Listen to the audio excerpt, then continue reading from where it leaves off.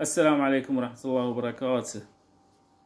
عظم الله أجركم يا شعب الكويت قيادة وشعبا على مصابكم الجلل في رحيل فقيد الأمة العربية سمو الأمير نواف الأحمد الجابر الصباح رحمه الله تعالى. أسأل الله العظيم رب العرش العظيم أن يجعله من الفائزين بجنات الفردوس الأعلى، اللهم آمين. كلمة حق، سبحان الله.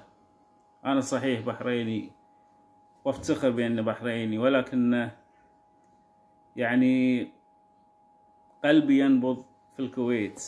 أحب الكويت كثيرا وليس لي شيء، لا بالله لا والله، يعني الله يعلم عندي من الأهل والأصحاب والأحباب في الكويت كثيرين ينقلون لي عن الأمير الراحل رحمة الله عليه، الأمير نواف الصباح رحمة الله عليه، بأنه إنسان متواضع جدا جدا جدا، مع أنه كان أمير، ولكنه سبحان الله. وهنا شفنا هذا الشيء بعيننا، يعني خلال الشاشات ووسائل التواصل. سبحان الله، الإنسان يبين من وجهه، تشوف في وجه الإنسان يبين سبحان الله إنسان في قمة التواضع وفي قمة الرحمة وفي قمة يعني الإنسانية. سبحان الله، رحمة الله عليك. أسأل الله لك يا ربي إن شاء الله بأن تفوز بأعلى جنانه يا رب يا رب. وأسأل الله أيضا أن يحفظكم يا أهل الكويت، أحبابنا إخواننا في الله، أهل الكويت، هذا الشعب الطيب قيادة وشعب. أحبكم في الله جميعا، وعظم الله أجركم مرة ثانية في مصابكم وفي رحيل سمو الأمير نواف الأحمد الصباح.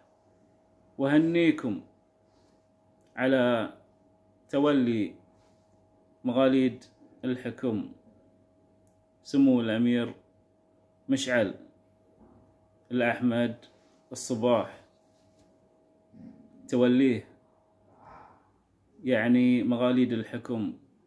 هذا الرجل اللي أيضا أقول فيه كلمة حق بأنه رجل ونعم الرجال، مؤكد، ولا عندي ذرة شك ولا أي واحد حتى غيري بأنه ما راح إلا ويكون، يعني ما بيكون إلا وبيمشي على نفس منوال من رحلوا من عائلة والأسرة الكريمة، من أسرة آل صباح.